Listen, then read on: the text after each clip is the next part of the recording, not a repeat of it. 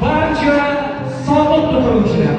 va bugungi bitiruvchilarni ham bayramlarini qutlagan holda navbatda o'zbek estradasining judayam yorqin vakili